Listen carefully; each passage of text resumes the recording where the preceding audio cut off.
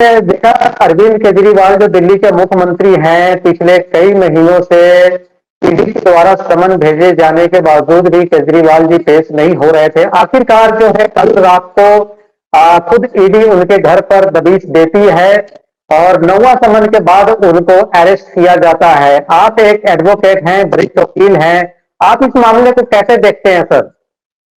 नहीं, देखिए, कोई भी इन्वेस्टिगेशन एजेंसी हो, चाहे हमारी सीबीआई हो, आईटी हो, ईडी हो, एवं पुलिस हो, वो नोटिस देती है। किसी राज्य की पुलिस हो, जांच अधिकारी के सामने जाना चाहिए, मेरा ये मानना है, चाहे मुख्यमंत्री हो, चाहे प्रधानमंत्री हो, और ये होना चाहिए।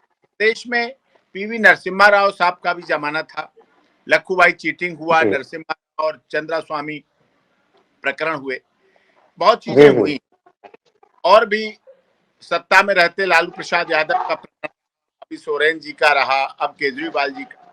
वो नाम है जो मुख्यमंत्री रहते, जय जय ललिता जी, 2 बार ललिता जी की 2 बार गिरफ्तारी हुई, और वो उन्होंने जांच में भी भाग, देखिए जांच में भाग लेना चाहिए। पहला सम्मान आए, बिल्कुल आप जाइए, कोई बात है, टाइमिंग नहीं है, आप उनसे कहिए मैं आज के बजाय कल आऊंगा, आज मेरी मीटिंग है, रैली है, तो वो कोऑपरेट करेंगे। उनसे कहिए साहब 10 बजे तक 11 बजे तक मैं जनता की सेवा करता हूँ, 12 बजे तक काम करता हूँ, रात के 1 बजे आऊंगा और पूरी रात आपके साथ, सुबह मुझे छोड़ देना या जो भी करना, तो अच्छा लगता है। तो लेकिन जांच में भाग लेना चाहिए, और एजेंसियां भी तो हैं। अगर आप संविधान के अनुसार मुख्यमंत्री बने हैं, लेकिन उनका डर भी सच था, वो हो भी गया। अब उनकी हाईकोर्ट, लेकिन उनकी लीगल टीम बहुत कमजोर रही, इस बात का मुझे दुख है एक एडवोकेट होने के नाते। और इंडिया करप्शन जब हुआ तो हम सब एक ही थे, चाहे भारतीय जनता पार्टी हो, अन्ना हजारे जी हो, चाहे किरण बेदी जी हो, चाहे जनरल वीके सिंह साहब हो, चाहे डॉक्टर एपी सिंह जी हो। रामलीला जंतर मंतर पर कौन लोग पहुंचने वाले थे? यही सब थे, और कोई नहीं थे, राजनीतिक विरासत वाले नहीं थे, लेकिन सब पहुंचे, उनका साथ दिया। बाद में उन्होंने राजनीतिक टर्न ले लिया, पॉलिटिकल टर्न लिया, इंडिया के से एक सामाजिक संगठन थे, वो उनकी अपनी इच्छाएं, हटे भी, नए जुड़े भी, ये तो चलता रहता है, सिस्टम है, प्रोसेस है। लेकिन जांच में भाग लेना चाहिए, और उनका डर साबित हो गया, 9-10 बार हो ही गया, तो उन्होंने आके उन्हें गिरफ्तार भी कर।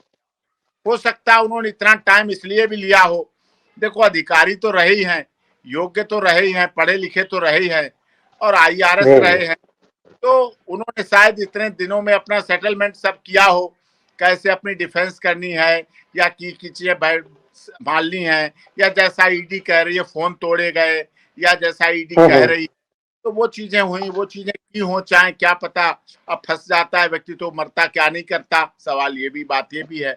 तो ये चीजें की हो, या कुछ ऐसी बातें भी थी कि अपनी धर्म पत्नी को मुख्यमंत्री बनाने के लिए विधायकों को बुलाया था, शायद सारे विधायक एग्री नहीं हुए, और कुछ ऐसा नहीं पहुंच, ऐसा भी हुआ, ये भी बात आई थी। जैसे सोरेन साहब ने किया, जैसे लालू यादव जी ने किया था, राबड़ी देवी को, और कुछ ऐसा भी उन्होंने सोचा होगा। इसमें भी टाइम तो लग जाता है। देखिए, जन भावनाओं को लेकर चलना, पार्टी को लेकर चलना, विधायकों को लेकर चलना, और जहां सब मुख्यमंत्री बनने का सपना तो देखते हैं जो विधायक बनता है, तो सबके सपने होते हैं, कभी किसी पूरे भी होते हैं, किसी का अधूरे रह जाते हैं, तो ये भी इसमें भी टाइम होगा। अब वो तो वही बेहतर बता सकते हैं क्या कारण, कुछ ना कुछ तो मजबूरियां रही होंगी, कोई यूं ही तो बेवफा नहीं होता है। अगर ईडी बेवफा है भी कुछ मजबूरियां रही होंगी, अगर केजरीवाल जी ईडी से बेवफा हो रहे थे तो वो भी कुछ ना कुछ मजबूरियां रही होंगी, जरूर हुआ होगा कुछ ना कुछ। जी सिंह साहब, आज एक सवाल जो है बहुत घूम रही है राजनीतिक गलियारों से लेकर, और जो आम लोग हैं उनके अंदर भी, क्या ये कहा जा रहा है कि अरविंद केजरीवाल की गिरफ्तारी हो गई है, वो इस्तीफा दे देंगे, और ये भी कहा जा रहा है कि क्या इस्तीफा देंगे या फिर जेल से ही सरकार चलाएंगे? तो आप इस चीज को बखूबी जानते हैं, क्या इसका प्रक्रिया है, क्या जेल में रहते हुए चला सकते हैं या इस्तीफा देंगे, क्या कहेंगे? देखिए, जेल से ऐसी कोई प्रक्रिया चलती नहीं है। अगर साहब ऐसी इनकी, तो फिर हमारे क्रिमिनल भी और चलाएंगे, ईडी के और आरोपी भी चलाएंगे, सीबीआई के और मुलजिम भी चलाएंगे, और राजनेता भी चलाएंगे, फिर अंदर ऑफिस उनको आइए, उनको ऑफिस दीजिए, टाइपिस्ट दीजिए, पीए दीजिए, स्टेनो दीजिए, और वो सुबह से लोग रोज काम करेंगे। काम तो सभी लोग करते ही हैं, ऐसा नहीं है। केवल एक बिल्कुल। प्रकरण हुआ था पीछे भी, सहारा ग्रुप का। सहारा ग्रुप में कुछ उनको जेल में रहकर जैसे सेल करने की, डील करने की, बातचीत करने की ये पावर दी, क्योंकि उनको फाइनेंशियल क्राइसिस था, तो उन्हें जी। प्रॉपर्टी और बहुत जनहित से जुड़ा हुआ मामला था सहारा ग्रुप। आज सहारा जी, सुब्रत सहारा जी नहीं रहे, दुख है, मृत्यु हो गई उनकी, जेल में हुई मौत, और ये भी दुख है। लेकिन चलिए, जो बीत गई बात अब नहीं आती, समय नहीं आता। लेकिन ऐसा उदाहरण है नहीं। सोरेन जी ने भी सत्ता सौंपी, लालू यादव जी ने भी सत्ता सौंपी, और जयललिता जी को 2 बार कार जेल में रहना पड़ा राजनीतिक जीवन में। मुख्यमंत्री रहते हुए जनता ने वहां भी साथ दिया उनका, हर बार उन्हें मुख्यमंत्री बनाया उनके जीवन काल में, और उन्होंने सरकार छोड़ी, इस्तीफा दिया, उसके बाद फिर अपना आई, फिर बनी, फिर जीती। तो ऐसे कारण हुए हैं। तो ये अब हो सकता है, केजरीवाल जी तो नई चीज करने के एक्सपर्ट व्यक्ति है, और नई चीजें उन्होंने जीवन की भी हैं, बहुत की भी है, इसमें कोई भी नहीं किया है। चाहे स्कूलों की शिक्षा की बात रही कई बार, चाहे अस्पतालों की बात रही, चाहे लाल बत्ती हटाने की बात रही, वो कितनी आए ये अलग बात है। लेकिन शुरुआत की कि लाल बत्ती नहीं रहेगी, एस्कॉर्ट नहीं रहेगा, पुलिस नहीं रहेगी, लेकिन वो बात बाद में कितनी अमल में ला पाई, इसका जवाब तो मैं आप लोग को देता हूँ। और आप बहुत प्रबुद्ध पत्रकार हैं, प्रमोद गोस्वामी भी पत्रकारिता के क्षेत्र में एक ऐसा बड़ा नाम है, और आपका चैनल भी पूरे दुनिया में देखा जाता है। तो वो चीजें आप भी देखते हैं, आप इसी समाज में रहते हैं, आपके दर्शक भी इसी देश और दुनिया की सब चीजें देखते भी हैं, समझते भी हैं। जनता सब जानती है कितना कहा गया, क्या वो पूरा किया गया। अगर पूरा किया गया तो बहुत अच्छी बात है, मैं अपना उसमें नहीं पार्टी बनना चाहता। अगर नहीं किया गया तो किया जाना चाहिए था। सर, अरविंद केजरीवाल जी को पीएमएलए के तहत कोर्ट में पेश किया गया है, लेकिन हम आपसे जानना चाहेंगे कि दर्शक काफी ऐसे हैं जो पीएमएलए को नहीं समझ पाते कि वो क्या एक्ट है, किस माध्यम से उनको ईडी इसके द्वारा जो है पेश की है। तो जरा इस वक्त समझाए दर्शकों को कि क्या है ये। नहीं, पीएमएलए एक भाग है ईडी का ही। जैसे ईडी है, इनकम टैक्स है, सीबीआई है, तो पुलिस का ही विंग हो जाता है, ईओडब्ल्यू कह लो, पीएमएलए कह लो। इस तरह से फाइनेंशियल जो घोटाले सरकार इस तरह के लोग होते हैं, Rouse Avenue court specially designate की गई है। MP, MLA, minister, chief minister, सांसद, दिल्ली के सराउंडिंग जो भी हैं, के केस वहां कराए जाएं। ये डेजिग्नेट कोर्ट क्यों की गई एमपी-एमएलए की? क्योंकि इनकी कभी सुनवाई नहीं हो पाती थी, इनका जीवन बीत जाता। ये 10-10 बार मुख्यमंत्री रह लेते थे, 10-10 बार सांसद और एमएलए लेते थे, मंत्री रह लेते थे। ईडी के बार-बार समन भेजने के, जो बार-बार ईडी के द्वारा केजरीवाल जी को समन भेजा जा रहा है, क्या ये कानूनी प्रक्रिया के रूप में देखा जा सकता है? इसको कितना सही है? नहीं, बिल्कुल कानूनी प्रक्रिया के तहत ही, सीआरपीसी के तहत ही नोटिस उनको भेजा जाता है, नोटिस भेजा जाता है, और उसी के तहत कानूनी प्रक्रिया के तहत है। उसको मानना ना मानना व्यक्ति पर निर्भर करता है। शिबू सोरेन ने भी 10 बार नहीं माना, इन्होंने भी 10 बार नहीं माना। बार का अंक कैसा होता कि 10 दिन बाद, 10 बार के बाद ही मानना। जब मेरा कहना है पहली बार में ही मान लेना चाहिए, और शायद ये भी राजनीति का शुचिता का रूप है। ये तो फिर हार्ड वाली बात हो गई, वो बचता रहता है, वो भागता। आप बच सकते क्योंकि सार्वजनिक जीवन में आप भाग नहीं सकते, क्योंकि आप सार्वजनिक जीवन में फर्क हो गया ना। ऐसा नहीं होना चाहिए। पहला सम्मान आए, बिल्कुल जाना चाहिए, जो होगा ठीक है, जो किया जो ठीक बात बताइए, इन्वेस्टिगेशन भाग लीजिए। जांच अधिकारी हमारी एजेंसी है, हमारी जांच एजेंसी है, हमारे देश के लोग हैं, हम भी इसी देश के हैं, हम भी इसी देश के प्रदेश के मुख्यमंत्री हैं। तो ऐसा तो नहीं करना चाहिए कि करना की जरूरत। सर, कहा जाता है कि कानून जो है सबके लिए बराबर होती है, चाहे वो एक आम नागरिक हो या एक सीएम के कुर्सी पर बैठे हुए मुख्यमंत्री हो। तो एक बात आपसे मैं जानना चाहूंगा कि केजरीवाल जी को 9वां समन भेजा गया, इससे पहले कई समन भेजे गए लेकिन पेश नहीं हुए। इसको आप कितना सही मानते हैं कि दोनों समन के बाद भी पेश नहीं हुए, आखिरकार जो ईडी को उनके घर पे जाकर उनको उठाने की जरूरत पड़ती है? नहीं, पेश होना चाहिए था, पहले सम्मान पे नहीं जा पा रहे, दूसरे पे चला जाना चाहिए, तीसरे पे चला जाना चाहिए और चले जाना चाहिए, जाके पेश होते। जो होता, आज भी तो गिरफ्तारी हुई ना, अब भी तो गिरफ्तारी हुई ना। अगर उसे आप राजनीतिक हैं तो चुनाव से पहले हुई ना, चुनाव तो अभी शुरू हो पाए। अब वो ये समझते हो कि हमने तो डिक्लेयर कर दिए हैं, हमारा काम कर लिया, हमने जितना करना था, जो हमें करना था कर लिया, जो हमें व्यवस्था करनी थी कर ली, या जो तो एक अलग अपनी इच्छा है। खैर, व्यक्ति का अपना भी अधिकार है वो पेश हो ना हो, व्यक्ति अपना अधिकार है वो कितना बचे। लेकिन अगर इन्हें बचने की इतनी चाह थी तो इनकी लीगल टीम को, प्रमोद गोस्वामी जी, मैं बताऊं, आप वरिष्ठ पत्रकार हैं, पत्रकारिता जगत में अपना बड़ा नाम है और खबरों को आप तह तक देखते हैं, नीचे से देखते हैं, अपने कानों से सुनते हैं, उसको ऊपर करते हैं, जनता तक पहुंचाते हैं। यही पत्रकार का काम है और यही पत्रकारिता, यही सच्ची, निष्पक्ष, निर्भीक, निडर पत्रकारिता है कि जनता आपको देखिए। ईडी के द्वारा जो है केजरीवाल जी को बार बार समन दिया जा रहा है, समन के बाद भी वो नहीं जाते हैं। जैसे मैंने आपको कहा कि कानून जो है, चाहे वो एक आम जनता हो या एक सीएम के कुर्सी पर बैठे हुए मुख्यमंत्री, सबके लिए बराबर होता है। लेकिन यहाँ देखा गया है कि केजरीवाल जी तो एक नहीं, दो नहीं, तीन नहीं, चार नहीं, नौ समन भेजने के बाद भी जो है अरविंद केजरीवाल ईडी के सामने पेश नहीं होते हैं। आखिरकार उनको ईडी को घर से उठाना पड़ता है। जी, ये तो खैर गलत हुआ, उन्हें खुद ही जाना चाहिए था, पहले सम्मान पे नहीं तो दूसरे पे चले जाओ, दूसरे पे टाइम नहीं तीसरे पे चले जाओ। जी, वो है हमारे देश की एजेंसी है, संवैधानिक एजेंसी, हम ही ने बनाई, हम ही ने उनको सम्मान दिया। अगर हम ही नहीं सम्मान देंगे तो बाहर वाले देंगे क्या? पाकिस्तान थोड़ी हमारी ईडी देगा। तो हमें सम्मान रखना चाहिए और जब बुलाया गया है तो तुरंत जाना चाहिए और उस पर आगे भाग लेना चाहिए। इसमें कोई गलत नहीं है, सही था, नियम करना चाहिए। लेकिन मुख्यमंत्री होने के बाद सबके साथ ऐसी समस्याएं हो ही जाती हैं। चाहे सोरेन साहब हो, वो भी 10वें सम्मन के बाद पेश हुए, ये भी हुए। अब इन्हें तो गिरफ्तारी कर लिया गया। जब गिरफ्तारी होना था तो पहले पे भी हो सकते थे, दूसरे पे भी हो सकते, तब भी हुआ।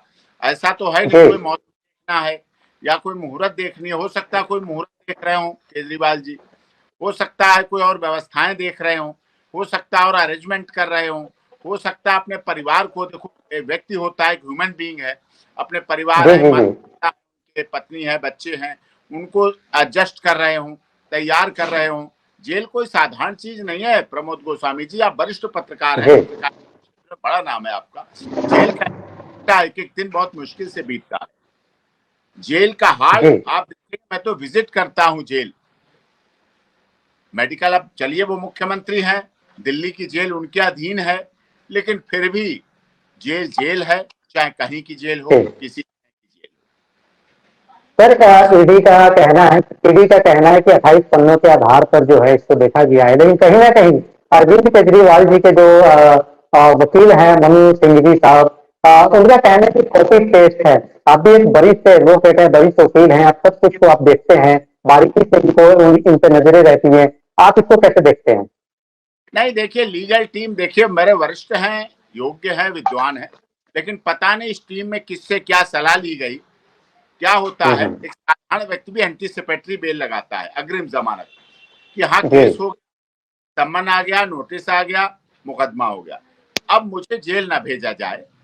और सत्येंद्र जजमेंट है, सत्येंद्र अंटिल की जजमेंट है कि मैं भाग लेना चाहता हूं, जब भी मुझे बुलाया जाए मैं जाऊंगा, जब भी मुझसे पूछताछ जाऊंगा, जो भी जमानती चाहिए मैं जमानती दूंगा, जो कोर्ट कंडीशन करेगी मैं करूंगा। मैं इस देश का नागरिक हूं, एक चीज, मैं इस देश का सब कानून में विश्वास रखने वाला नागरिक हूं, दो चीज, मैं इस देश में परमानेंट रेजिडेंस हूं, तीसरी चीज, मेरी माता पिता बुजुर्ग हैं, बीमार हैं, उनकी देखभाल मुझे करनी पड़ती, चौथी चीज, मैं दिल्ली की जनता का चुना हुआ 3 बार का मुख्यमंत्री हूं, छठी बात, मैं कहीं भागूंगा नहीं, कहीं जाऊंगा नहीं, मेरा पासपोर्ट रख लिया जाए, मैं कहीं जाऊंगा तो आपकी परमिशन लिए बिना भारत नहीं छोड़ूंगा।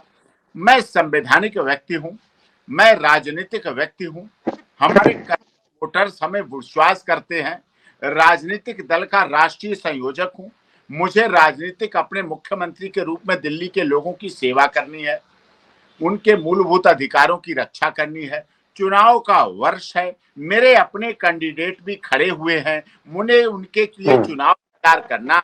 अगर मैं जेल जाऊंगा तो इसका एडवर्स इफेक्ट पड़ेगा, मेरे बुजुर्ग माता पिता पर एडवर्स इफेक्ट पड़ेगा, मैं जेल रहूंगा तो हार्डकोर क्रिमिनल मुझे घूरेंगे, क्या क्या करेंगे। ये सब देखने की बात, ये सब समझने की बातें हैं। क्योंकि आपको याद हो गया, जब निर्भया केस हुआ था तो यही सरकार थी, लगातार डेथ वारंट लगवाए जा रहे थे, कोर्ट आदेश कर देती थी, फिर भी नहीं, सरकार लगी थी, उसे चुनावी मुद्दा बना के करना चाह रहे थे वो, तो भी थे। सत्येंद्र जी थे जो गृह मंत्री थे उस समय, यही माननीय मुख्यमंत्री थे जो मुख्यमंत्री थे, यही मनीष सिसोदिया जी उप मुख्यमंत्री थे, तो वो भी अवैधानिक हुआ, वो भी असंवैधानिक हुआ था, वो भी गलत हुआ था, वो भी लोगों ने देखा। तो उस समय सरकार में थे, तो आपने क्या किया उस समय? उसमें आपने राजनीतिकरण किया, सामने देखा सब। आज वो लोग भी देख रहे हैं कि सब कुछ सामने आता है, चीजें भी हैं, वो भी समझना चाहिए, सोचना चाहिए, ये देखना चाहिए। जेल दिल्ली के मुख्यमंत्री के अधीन है। अब वो फोटो भी देखे गए जो सत्येंद्र जी के मालिश के अंदर के, ये सब सुविधाएं। बिल्कुल बिल्कुल। जेल आप तो मालिश करा सकते हैं, आप मुख्यमंत्री हैं, उप मुख्यमंत्री हैं, सांसद हैं, नेता हैं, राजनेता हैं, अभिनेता हैं, बड़े हार्डकोर क्रिमिनल हो सकते हैं, उनको तो सुविधाएं मिल जाती हैं, आतंकवादियों को सुविधाएं मिल जाती हैं, बड़े बड़े ठग को तो सुविधाएं मिल जाती हैं जो आप सुनते हैं, लेकिन एक आम व्यक्ति को जेल में कोई सुविधा नहीं मिलती, उसका इलाज अच्छी तरह नहीं हो पाता है, उसके साथ व्यवहार नहीं हो पाता है। और कितने ऐसे लोग हैं जेल में सफेद चादरा ढांक कर स्ट्रेचर पर बांध के उनकी डेड बॉडी बाहर उनके परिवार वालों को दे दी जाती है। ये भी सच है, ये भी सच है। बिल्कुल जैसे अब बिल्कुल आपने सही कहा सर, जिस तरह से सत्येंद्र जैन को देखा गया था कि किस तरह से वहां पर उनकी खातिरबाती हो रही है, खैर वीआईपी एक कहा जाता है कि भेजती है। मेरा एक सवाल और है, केजरीवाल जी जिस शराब घोटाले में जिसके केस में वो अभी ईडी के द्वारा अरेस्ट हुए हैं, क्या लगता है सर आप इससे, अगर हम देखा जाए कि हम दर्शकों को बताएं तो अरविंद केजरीवाल जी को इससे किस तरह की सजा हो सकती है और कितने समय की सजा हो सकती है? अब विजय नायर जी कह रहे हैं, ईडी कह रही है कि विजय नायर ने कहा केजरीवाल ने हमसे 100 करोड़ रुपए लिए। ईडी कह रही है केजरीवाल किंग पिन थे, ये रिमांड के लिए कहा गया है, 100 करोड़ की बात लिए गए हैं। अब तो ईडी क्या चाह रही कि वो 100 करोड़ कहाँ गए, किसके पास गए? इन्वेस्टिगेशन एजेंसी की जिम्मेदारी होती है पता करना कितना है, क्या है। गोवा में चार रूट से पैसे आए, गोवा में वो पैसे भेजे गए और 4 रूट के माध्यम से पैसे भेजे गए, रिमांड की किंगपिन बताया गया। और ये सब जो कुछ हुआ है निश्चित तौर पर अब दूध का पानी का पानी होगा। माननीय राउज एवेन्यू की कोर्ट अदालत पूरा समय देखकर सारी कार्रवाई को करेंगे। हमें और आपको और केजरीवाल जी को देश की न्याय प्रणाली, देश की अदालत, जुडिशरी, ट्रायल कोर्ट हो, चाहे माननीय हाई कोर्ट हो, चाहे सभी पर विश्वास करना पड़ेगा, भरोसा करना पड़ेगा। हाँ, मैं ये बात आपके चैनल के माध्यम से जरूर कहना चाहूंगा, किसी का भी राजनीतिक कारणों से दोहन नहीं होना चाहिए। किसी भी व्यक्ति का चुनाव में गठबंधन की वजह से दोहन नहीं होना चाहिए। ना इस बात को मैं चाहता हूं, ना इस बात को मोदी जी चाहते हैं। किसी भी व्यक्ति का, पत्रकार का, पत्रकारों की तरफ से भी हमें ऐसा कहना पड़ता है कि पत्रकारों का राजनीतिक दबाव में शोषण होता है। कई बार कहना पड़ता है कि उनका राजनीतिक शोषण होता है। कई बार राजनेता भी कहते हैं हमारा राजनीतिक शोषण होता है। किसी भी व्यक्ति का राजनीतिक शोषण नहीं होना चाहिए। हाँ, जो भ्रष्टाचारी है वो उसका दूध का दूध पानी का पानी हो, न्याय होना चाहिए, होते हुए दिखना चाहिए। और मोदी जी का नारा जो हो, सबका साथ, सबका विकास, सबका विश्वास, सबके साथ न्याय में अगर अरविंद केजरीवाल जी भी शामिल होंगे, सोरेन साहब भी शामिल होंगे, दूसरे दल के लोग भी शामिल होंगे, तो भी वो सबका साथ न्याय कहा जाएगा, इसमें कोई शक नहीं। राजनीतिक बदले की भावना से कभी भी किसी व्यक्ति के पास कोई ऐसी चीज नहीं होनी चाहिए, मेरा ये मानना है। मामला तो काफी पुराना है, आप देख रहे हैं सर, इसी घोटाले में मनीष सिसोदिया जी अंदर गए हैं, तो हाँ, ऐसा नहीं कि लोकसभा हाल जी हो गया, पुराना है। अब ऐसा आ गया है जिसकी वजह से उन्हें विपक्षियों को, विरोधियों को, एक विपक्ष के लोगों को मौका मिला। आज विपक्ष का इंडिया गठबंधन के लोग इलेक्शन कमीशन ऑफ इंडिया से मिले, हमारे निर्वाचित चुनाव आयोग से मिले, इलेक्शन कमिश्नर से मिले, उनसे कही बात के चुनाव के समय। लेकिन ये मामला तो पहले का है, काफी पुराना है, पहले से होना चाहिए। बिल्कुल पहले से जेल में है, एसएलपी डिसमिस हुई, रिव्यू माननीय सर्वोच्च न्यायालय में डिसमिस की, और लास्ट आखिरी छड़ी जो कड़ी थी, न्याय की एक होप थी, क्योरिटी पिटीशन भी डिसमिस हुई। तो कहीं ना कहीं माननीय अदालत को भी लग रहा है भ्रष्टाचार हुआ है। तो भ्रष्टाचार भी दलों को अब शोभा नहीं देता है। साहब, बदलिए अपनी भावनाओं को, इच्छाओं को बदलिए। आपको भगवान ने सब कुछ दिया है, रोटी, कपड़ा, मकान, नेसेसरी जरूरत होती है आदमी की, वो आपको दिया है। अपने पेट को संभालिए, अपनी जेबों को संभालिए। कब्र में या शमशान घाट में ना तो कोई जेब होती है, ना कोई अलमारी होती है, ना कोई लॉकर होता है, ना कोई तिजोरी होती है। कोरोना काल में लोग खाली हाथ चले गए, ऐसे हाथ गड्ढों में डाल दिए गए, कोरोना काल में सबने देखा है। तो पैसे का एक ऐसा करिए, शुचिता का जीवन लाइए जीवन में, चाहे किसी दल के राजनेता हो, चाहे किसी दल के सांसद, मंत्री, मुख्यमंत्री हो, चाहे किसी भी समाज के लोग हों। मैं कहता हूं, अपना जीवन शुचिता से जीने में कोई बुराई नहीं। आपको मालिक ने रोटी, कपड़ा, मकान दिया है, नाम दिया है, सम्मान दिया है, आदर दिया है, ब्रांड दिया है, आप उसको चलाएं तो अच्छी बात है। ईमानदार लोगों के लिए भी तो है ना तरक्की।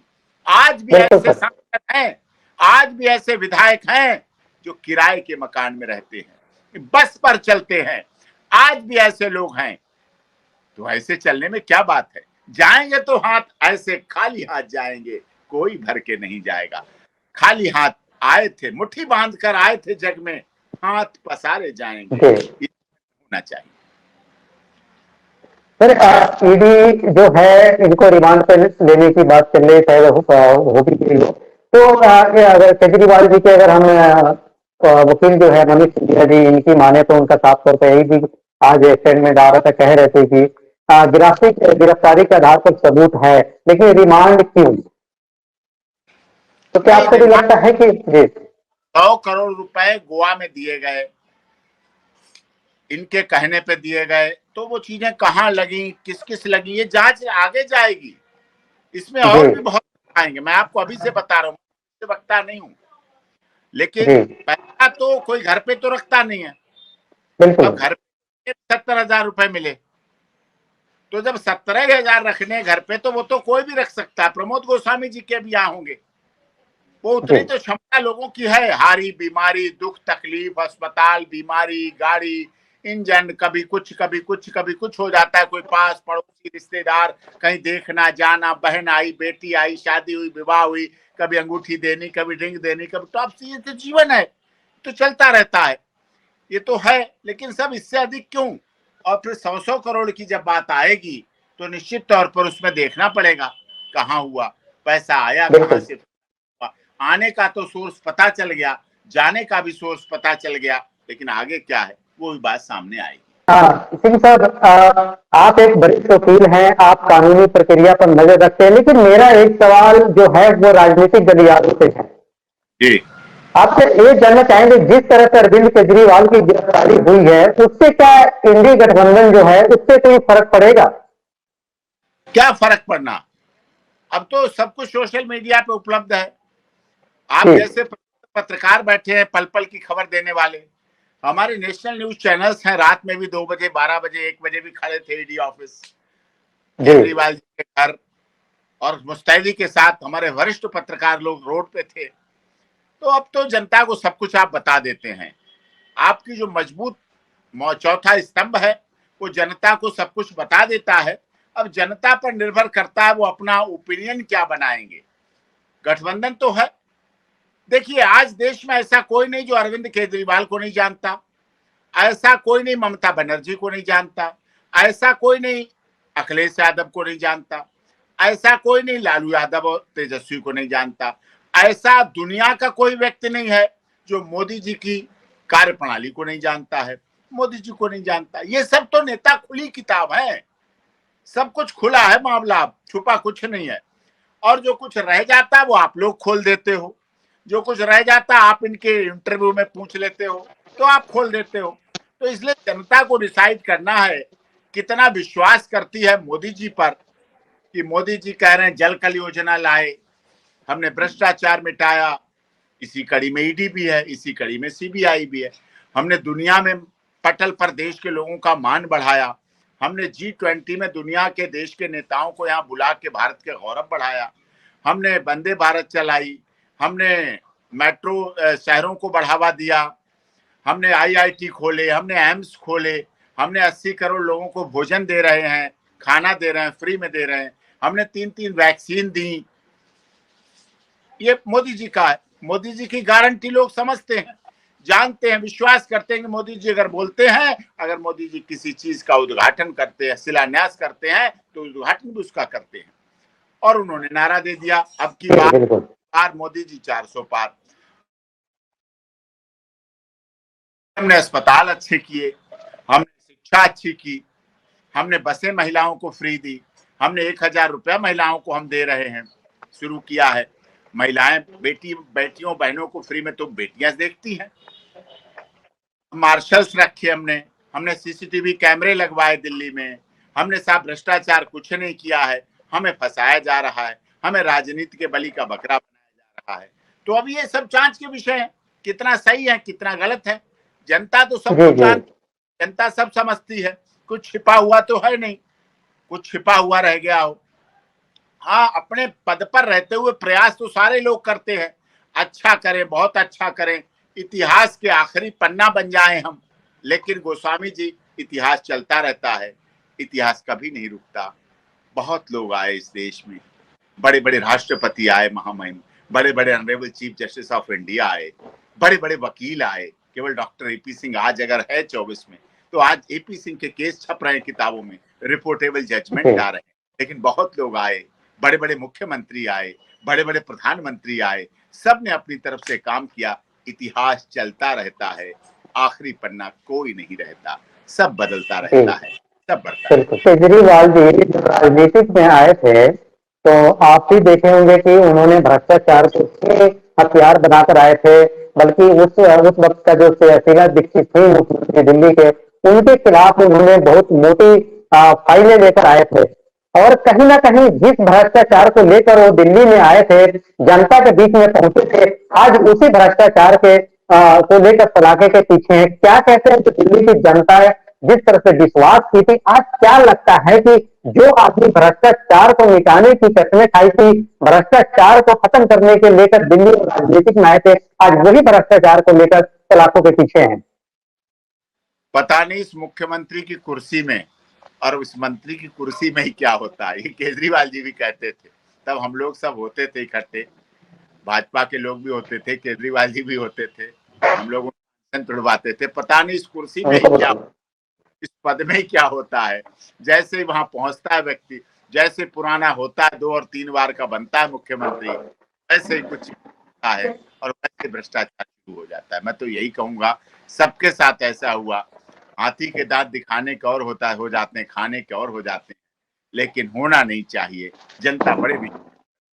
जनता ने बहुत इंडिया अगेंस्ट करप्शन पर विश्वास किया था, बहुत दिल से विश्वास किया।